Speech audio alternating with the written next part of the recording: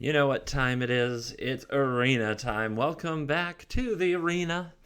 Today we are on a quest. It is win 2 games with a red-white deck. I'm going to cheat because honestly, I don't have the red-white deck I want. I'm going to be sneaky. I'm going to try to see about adding that cycling white card to my red deck. So, cycling white. And what do we got? I thought I hit the search button. Cycling. I don't know what's up with that. All right. Anyway, Djeru's Resolve. I don't think there's anything that cycles for one generic ever. Be too strong. They can't have it. They can't have it, my friends.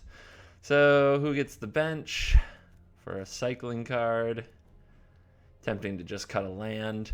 If my red deck looks different, it's because I finally gave in and I spent a good chunk of my vault on a red deck.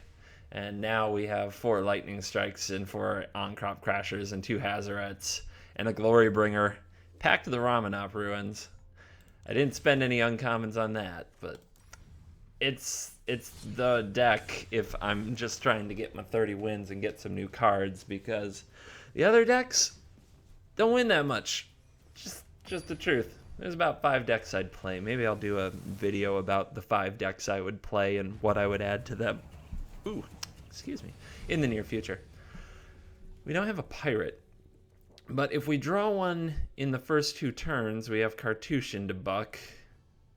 And the hand is pretty tight. Alright. Let's get him. Red, red, red. For all the hate that the Scarab God video got, I don't think anything deserves the hate as much as red. But here I am on that particular bandwagon. There we go. Sometimes you gotta get, you don't get to 30 without it, you know?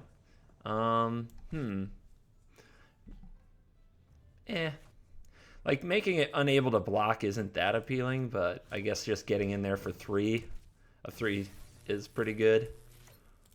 Rawr! Turn him sideways. I'll see if the Merfolk deck can come up with a 3/3 with, say, a Jade Bearer here. We've got a spray for their Deeproot Elite or their Lord. So Jade Bearer is the main thing that would be annoying here. And it's a Silver Gill. Silver Gill gonna draw that card. Rip. Oh, getting in there. We got a feisty one here, kids. How do we want to play this one? So we could just attack. They don't really need help. The Crasher making things unable to block isn't that important here. So I think we just want to attack and play the Buck, as weird as that sounds, because it makes our next turn all the stronger if they have a decent blocker. Obviously, they don't intend to just block here. They intend to race me, which is interesting. Yeah, that has Menace. Little guy's got Menace. We don't have many ways to trigger the discard ability. We've got that one cycling card now, and we've got Hazoret herself, so that's about it. Not the most exciting ways to trigger cycling, or the +1/+0 here. Hashtep Oasis and Jungleborn Pioneer. They are adding to the board well, and now they are D'ing up. Oh boy, what does this mean? How can we manage?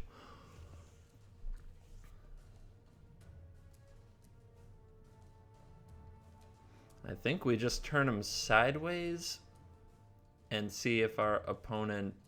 Let's see. If we attack with the Flameblade, I think we'll see blocks like this to kill it at no gain, except it did make 2 creatures unable to block this turn. And then we'll see a block like this, which would prompt a Magma Spray. And then my opponent would still have a pair of 2/2s, and I get in for 2 damage here. Now, otherwise, the Crasher can make this unable to block. Then he has a pair of 2/2s. One will go in front of the Crasher, one will go in front of the Buck, probably, or a double block here to kill that. That leaves him with the same thing. So what if we don't attack with the Flameblade? Then he can kind of size up some kind of a triple block. I don't know if Flameblade's going to get better, though.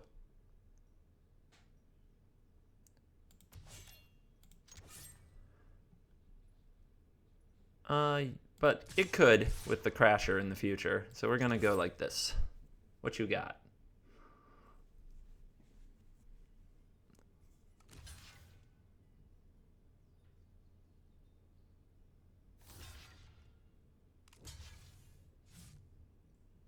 Considering that triple block, perhaps? No. All right, done. Okay, so we'll line up a Magma Spray here, which is unfortunate, as now we don't have a Lord solution should a Lord come down. We cut him down to his 1/1, and we play the Rigging Runner. And next turn, I'm confident we can get some damage through, but I'm pretty worried here now about the Mistbinder. And if the Mistbinder comes down, well, nope, that's your only blue source, and it's a Mistcloak Herald. Swift Warden has to be a concern, but it's just a trade. So let's go with the Crasher.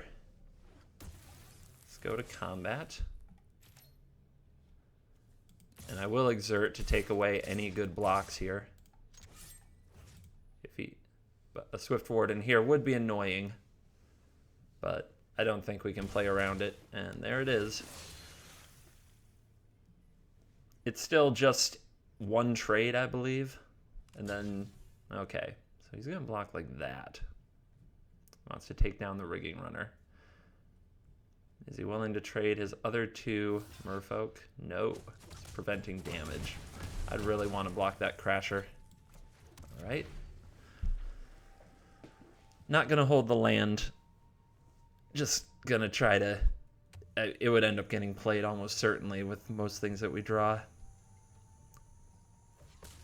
And this one's coming down to a wire, though. Our opponent is like a good lord away from an excellent position. A Jadelight Ranger is decent. Vine Shaper Mystic is annoying. He's going to keep it. Anybody gonna attack yet? Ooh, let's get feisty. Okay. So I can offer the trade with this Buccaneer, or he takes 3. And the Flameblade gets in, which I think I've got to go for, unfortunately, which means I'm probably going to lose this. But I think I've got to get in there every chance I get here as the flood begins. That hurts. That's a good one. Our opponent with like the Trixie Merfolks with the Swift Warden and the Unsummon. All right. Let's play the Buck out again. Gonna hold this land. And the Vine Shaper. And now the board starts getting mucky. And we need some mistakes. But as long as he's playing it slow, perhaps we can get there. Alright, we got some Menace. But not a good enough attack that turn. I don't really want to throw away my Buccaneer or trade my Crasher, and Hadana's Climb puts us on a clock. So we need a big draw. Glorybringer would be nice. I will accept Glorybringer. Interesting. Alright, I guess we have to get in there.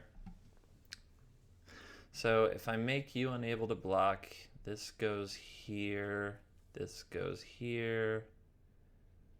You take 1, 2, 3. Next turn, he can attack for 4, 8 at least. And watch out for that Jadelight Ranger. So that's bad. If we just attack with the Menace creatures, we only get him for 1. So I think I have to save the Buccaneer, since it would just get blocked here anyway, so I have something. He can go over here and just crash for 12, actually, with the Jadelight Ranger. So I am dead to the flipped climb. So I think we just have to go all in and hope for a mistake here.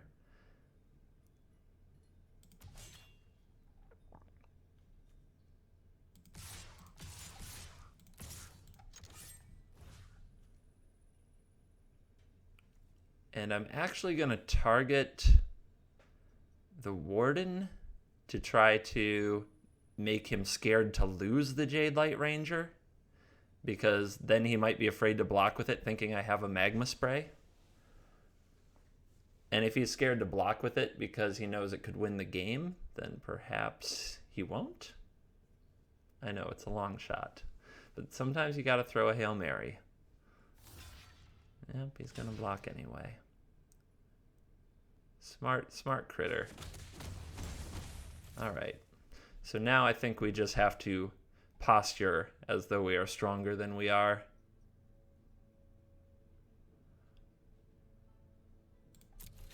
And keep the ruins hidden, because that kind of creates a desperation, but we're dead on board, so there's nothing to really work at here.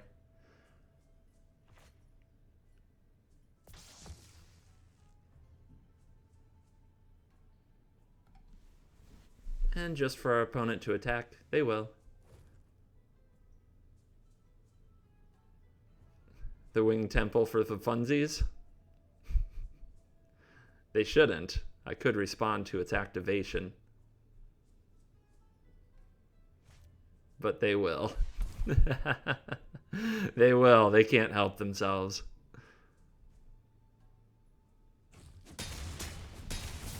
And that was a good game, I think. Unfortunately, our quest is to win 2 games, so let's try that again. Casting spells not good enough in this case. 1 life point short. 1 little point. If one of those lands had been Sunscorched Desert, maybe you watch that back and see where, if, how, or when I missed a life 1 damage. Alright. Sweet. I think. His hand is very low power, but high aggression, which I guess is what we're looking for in our life. Can't do much about 4 toughness.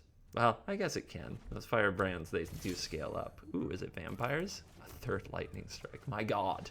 My god, man. Do that damage. Play that rigging runner. And we've got the 1-drop, 1-drop, 1-drop opening that this particular brand of red is into. Here's a Martyr of Dusk. Ugh. Gross. I think we just send the runner. And he'll take that damage, that sweet, sweet damage. And here's Trailblazer. And we've got 11 damage between our Firebrands and our Lightning Strikes. Okay, that's fine. Could blow that up in response, but I do think I want them to go face at some point here, because we only need to get him 4 more. So if our opponent doesn't block here, we just start going upstairs. Ooh, never mind. Good rip off the top.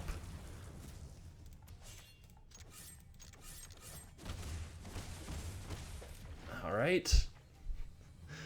Now we just need to keep our opponent from gaining life for a few turns. If they go land, call the feast, that will be interesting. The Rigging Runner can stop 1. The Fanatical Firebrands can do the chump sacrifice ping. Oh, but that's not call the feast. Is there a Queen's Commission? Something to gain life? He needs it. Legion Lieutenant. A Legion Lieutenant. Well, Cartouche of Zeal gets in like a lightning strike here.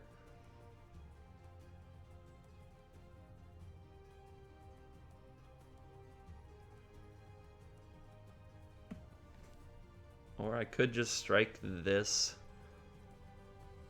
send these 2. But I guess while Cartouche is like a lightning strike, let's use it like one.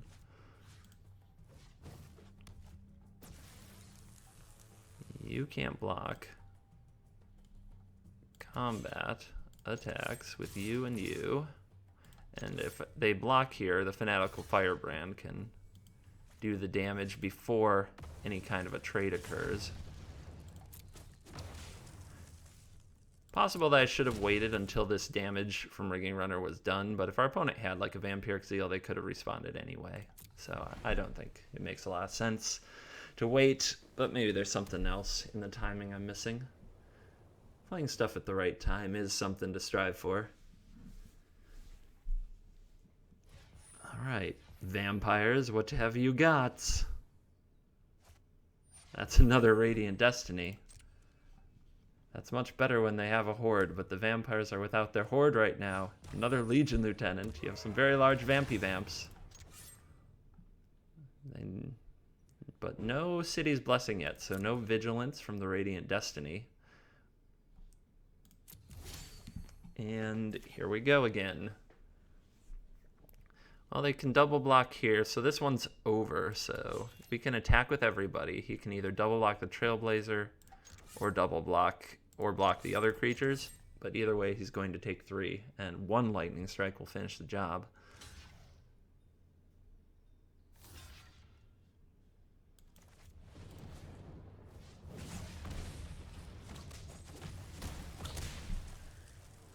And there's a victory for our little red friends. So you may have seen the way that the rank just reacted there. It didn't move, and I can explain that. I am at Master Tier 1. So the tiers didn't go the way that I expected them to go. There is Bronze, there is Silver, there is Gold, and there is Diamond. And Diamond looks just like Gold, which looks just like Master.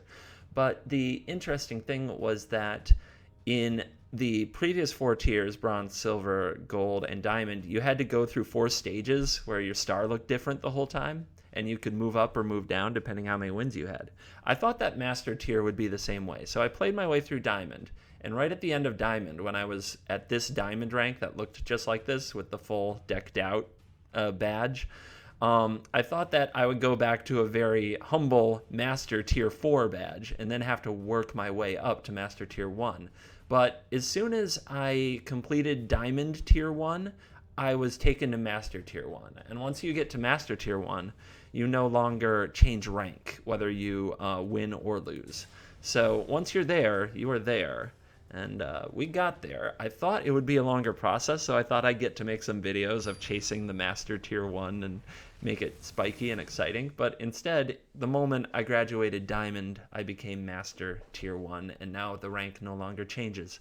So those of you aspiring to, I don't know, figure out what the best you can do in rank is, hopefully that information's helpful for you. I will tell you there's a lot of red on the way up.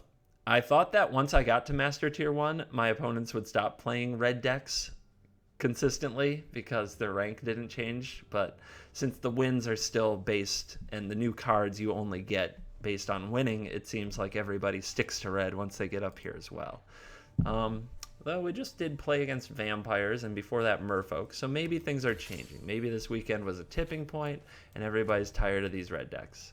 Let's play the Buccaneer first. This is one of those hands where I like to reveal the Trailblazer because it's something they usually can't do as much about or don't want to, whereas Firebrand can act as a removal spell if they have a 1 toughness creature they're thinking about playing. But get that buck on the board.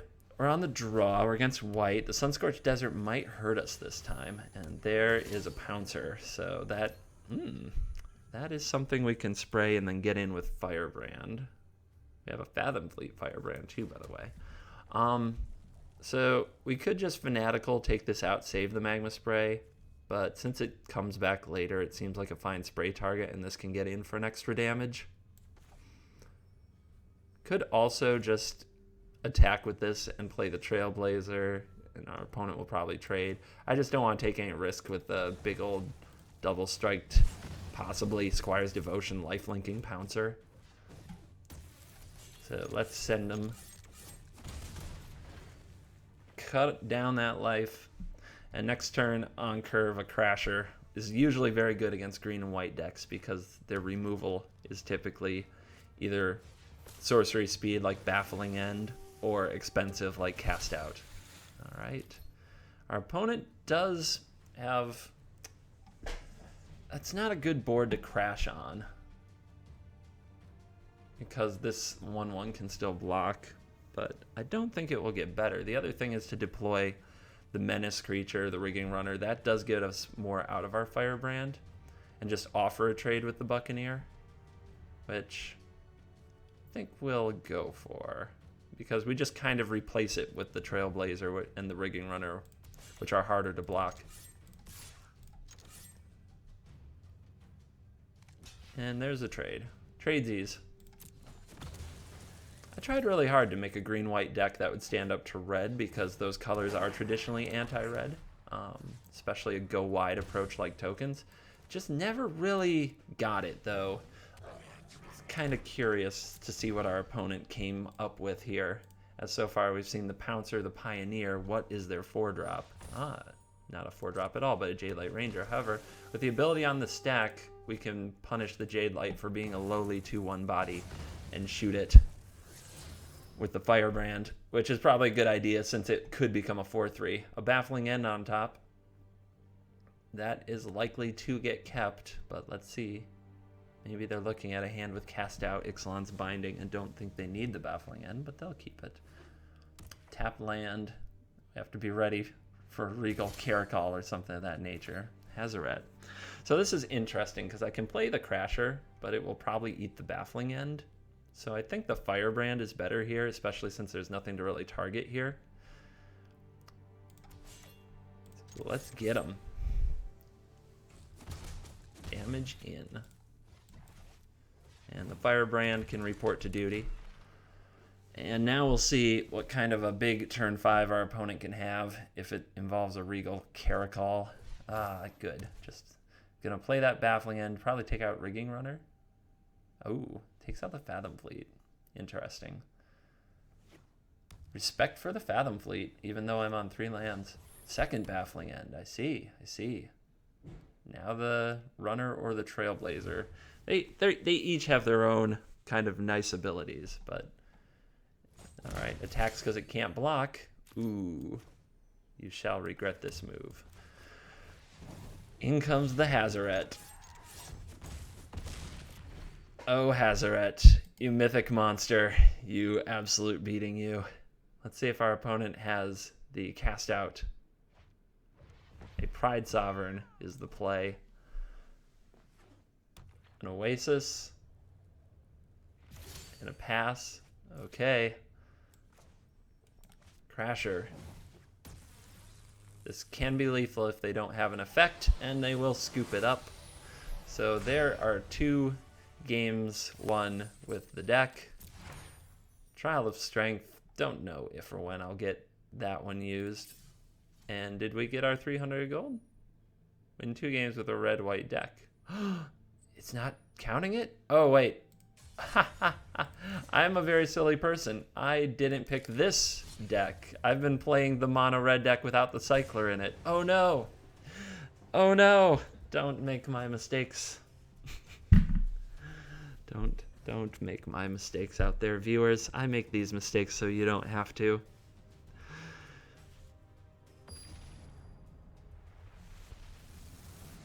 Manu Doomsday. He will be on the play here. We have an interesting hand on the draw, but on the draw you want removal spells. And we have Hazoret on the draw, which is always interesting. Nice little hello exchange. I'm down for that. Let's go with the Firebrand since I'm sure it gets in here. Or at least I think it will, but if it eats like a Magma Spray, that's fine.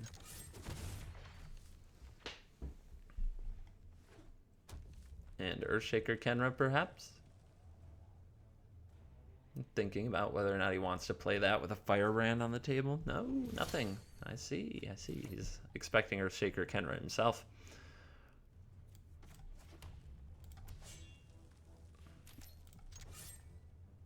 All in. More damage? Yes, please. Okay. How about a Flameblade Adept? Just a little 1/2. Just an innocent little 1/2 Jackal. Lightning Strike. That is perfectly fine by me. It's kind of trading down a Lightning Strike there. Now we'll see the Crasher or the Ferocidon. I see. The Ferocidon it is. Alright. Well, fortunately, we came with an answer for a Ferocidon here. And I think I just get in there with the Firebrand. I don't really want to risk these Magma Sprays rotting in the hand. If our opponent plays a Crasher, though, that's very sad.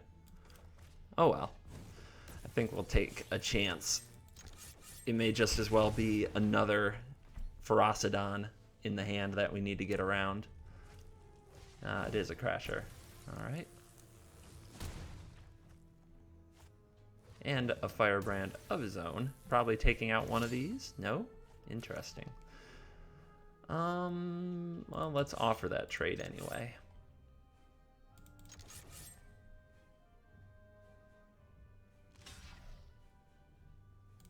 And he gets sort of a little reprieve because he can kill. He kind of saves 2 life with 1 Firebrand with that play, which, you know, feels nice. Feels nice to do. If I just sat my guys back though and looked for a similar kind of play, don't know if it ever really would have mattered. All right, so we're gonna go to combat. Sort of want to see if he exerts by accident, but nope. So now we'll send a little zap on that critter. Get out of my yard. And what is the follow-up? 2 mana. Earthshaker Khenra. Interesting. I guess he really didn't want that to eat a Magma Spray, which is why I play it there, but we have another. Okay, our own Fathom Fleet Firebrand. Get in there, Fanatic.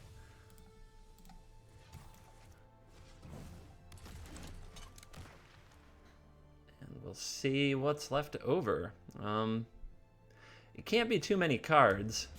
I would, like, offhand, I would guess that these are blanks in hand, unless he's holding on to the last Lightning Strike, but it seems like a pretty soft draw at this point, and they have drawn significantly more lands than us, which is leading us to get further ahead. They need a Hazoret, a Glorybringer, something huge, and instead it's a Dunes of the Dead. So I think we just want to keep adding to the board. You don't see sweepers out of these red decks too often. It does happen, but I think we just want to keep adding rather than, say, pump with Firebrand or do things like that. If our opponent is working on a juicy sweeper, we still have the Hazoret on backup. And if they don't have exactly a sweeper, they lose next turn, almost certainly. And another land. Oh, a very sad flood, as I've been in those shoes before. But a win is a win when you are trying to complete a quest. And a rare card, oh, a mythic card. It's an excellent mythic.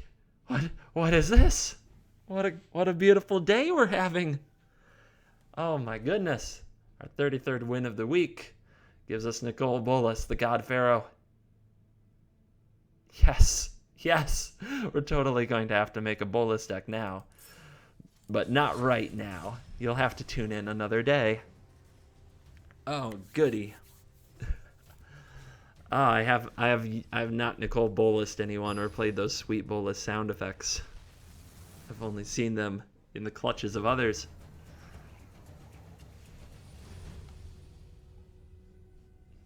So buzzing off that high, what else could we open? Perhaps we're not done. So we have a turn 1 Daring Buccaneer. Here's one of my fun ofs, a Consuming Fervor for +3/+3 to get him for 5. We do have a removal spell. We are on the draw. You like removal spells more on the draw. I'll keep this hand. Our opponent's going to 6 on the play. And it looks like they kept and scryed. It was a quick scry, whatever it was. It's either exactly what they need or absolutely not what they need. And a Rootbound Crag to kick off the action. Another mountain off the top is a welcome addition to this hand. And here's the buck. The good question is, are we gonna... Let's see what our opponent does here. If they play like a Drover, I think Spray Fervor is a good play. Nope, they do not. So probably Trailblazer being the play here, as we don't want to get our creature blown up. And also, I would love Consuming Fervor on the Menace creature. Our opponent thinking about their removal, going with it. It's got to hit something, and you're happy to trade their 2 mana removal spell for your 1 mana Daring Buccaneer. Keeps you in it on tempo. And here is a Death Gorge Scavenger. What an annoying creature you are. Fortunately, it won't live too long. as we will fire up the Magma Spray. We'll play the Fanatical Firebrand. We will play the Consuming Fervor. And in we come. So let's hope that there isn't another Lightning Strike or a Braid here. If there is, it would hurt very bad to lose the Trailblazer in this spot, as it's our whole game plan unless we top deck a Hazoret. From here, we're kind of at risk of just being a very weak creature deck against a much stronger creature deck. So we need our opponent to not have another Abrade or Strike. And I'd actually feel a lot better if they played a creature here. They're reading it, so that implies perhaps they know that -1/-1 counter is coming. Here it comes. Let's see if they kill it now. They do not. Cartouche of Zeal. Ooh. Well, I did say my whole game plan was on this Trailblazer. If we put down the Cartouche, we sort of doubled down on that, but I don't think that's a good play here. I smell a removal spell. If it's not there, so be it. Maybe this is more useful after our opponent plays a large creature. So we're going to move on without it, and it feels weird. And there is the reason why. Struggle to Survive takes out our Trailblazer. He was so young. He barely had a chance to let his Consuming Fervor play out. And here comes, ouch. There goes my whole board. So now we need a creature off the top. Please show me a creature. You are not a creature.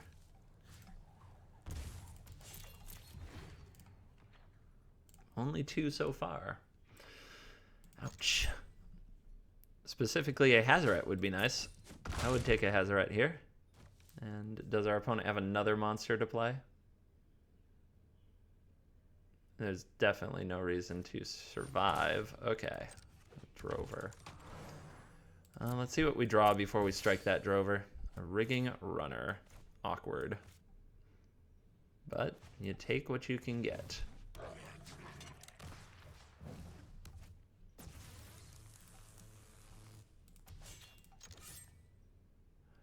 I think we try to ambush this Swordtooth. I can't race from here. So, yeah, I think we try to ambush this Swordtooth.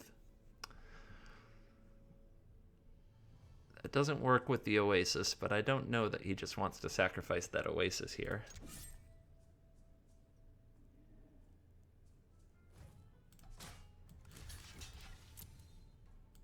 So, first strike damage, and then lightning strike damage. And now the Drover just deals 1 point. My opponent's going to feel silly if they add another dinosaur, but it's a Rekindling Phoenix. Ouch. The hits just keep on coming for the opponent. Ours a little bit late.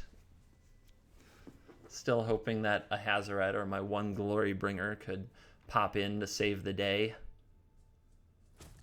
Opponent feeling frisky with the Phoenix. We are at 10. It's a 2-turn clock with the Oasis. To tally the Primal Storm. Egads. Glorybringer. Well, he definitely can kill me.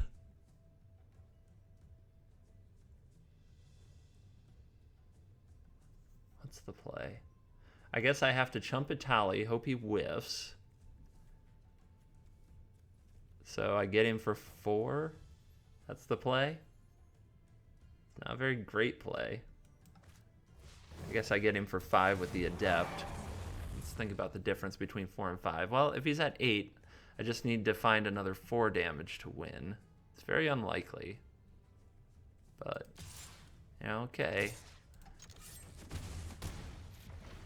Opponent can Oasis here and attack with everybody. Let's see if they go for that.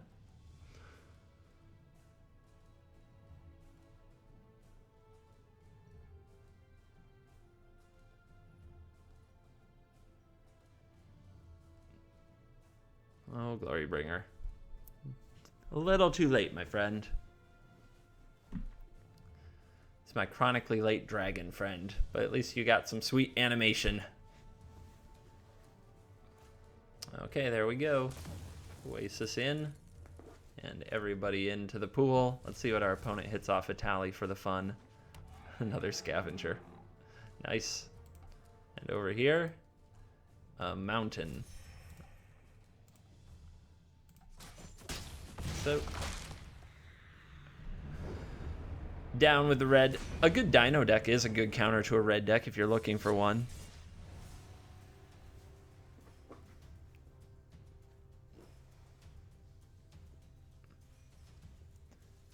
And our opponent, probably the tipping point there was that they had the struggle to survive to kill the Consuming Fervor Pioneer. Would have been nice if I had been able to put it on a higher toughness creature, but my hand just fed me the 3 creatures I had there. Actually, the struggle would have dealt with anything up to 4 toughness at that point, so it wouldn't have mattered if I got my Consuming Fervor on something bigger. All right, let's try this hand. On the draw once again, and this time looking blue-black. I'm happy that we've had not too many red mirrors. Makes for much better video, much more fun. I feel almost apologetic for being the red deck myself, which happened because, yeah, I didn't pay enough attention. Let's see if I attack first, maybe our opponent will try to kill it to play around Rigging Runner. What you got? Nothing. You got nothing. Let's see. I like the Firebrand better in the late game. Trailblazer gets around Champowitz, but I got removal for that.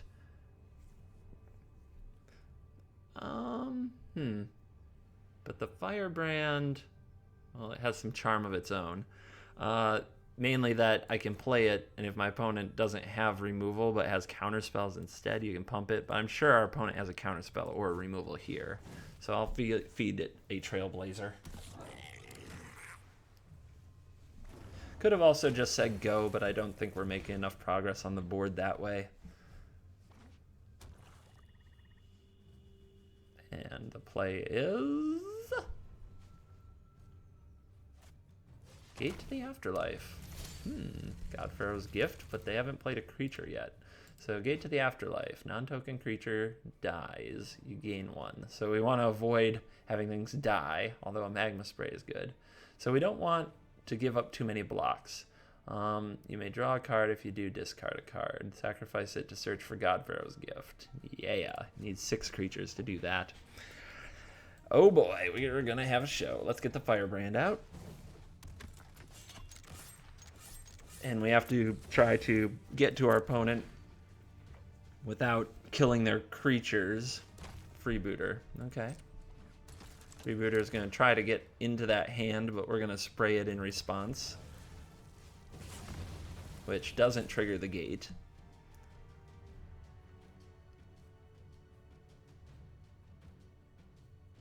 And it looks like, unless I have land something, they do not, that we would...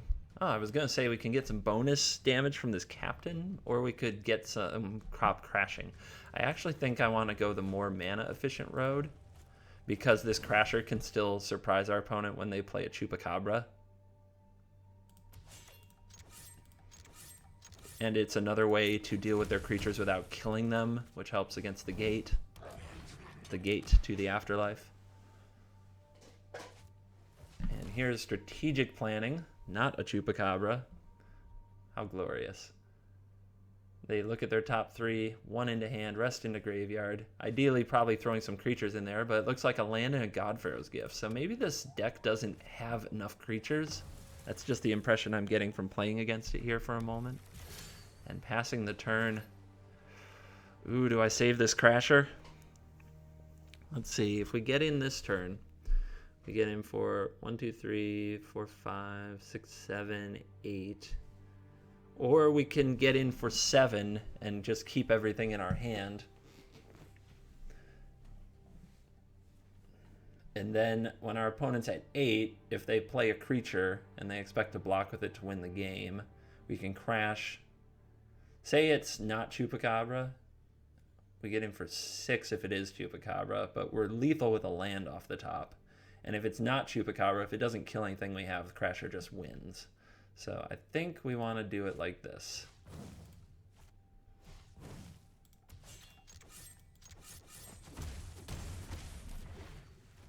Another option was just to Lightning Strike the opponent instead of using the mana to pump a Firebrand. Let's see, that would have potentially made Crasher lethal either way, so there's definitely a case for that.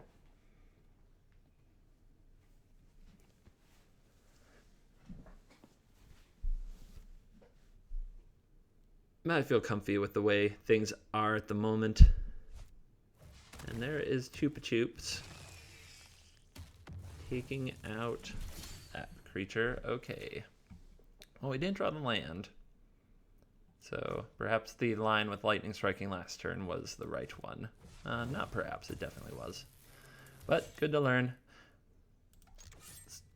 Exert. Go, go. Bang, bang, bang. Down to 2. Go ahead and reveal this.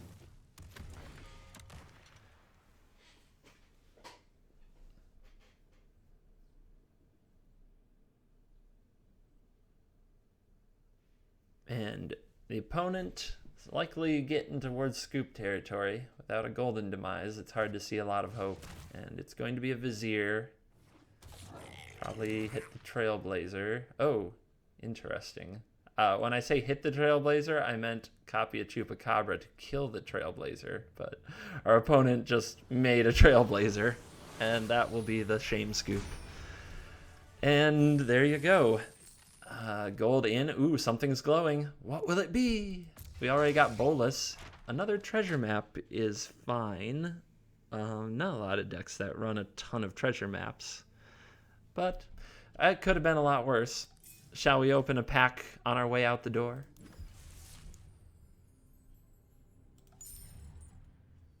I'm still digging opening Hour of Devastation for the most part. Let me think. Actually, Amonkhet has some sweet gods, and now that we have a Bolus, I think I'm going to switch to Amonkhet because it also has dual lands, which are useful rares. So let's pack it up. Dun dun. Rub up that pack. You gotta rub it, make it, warm it up, get it all fiery, and break. No, no, no, no, no, no. Probably not. Alright, it's up to you. Well, maybe you'll see a better pack opening next time. We did get Nicole Bolas, so one can only be so salty. Alright, thank you very much. I hope you enjoyed this video. I'll be back with more in the future. In the meantime, enjoy your excursions in Arena.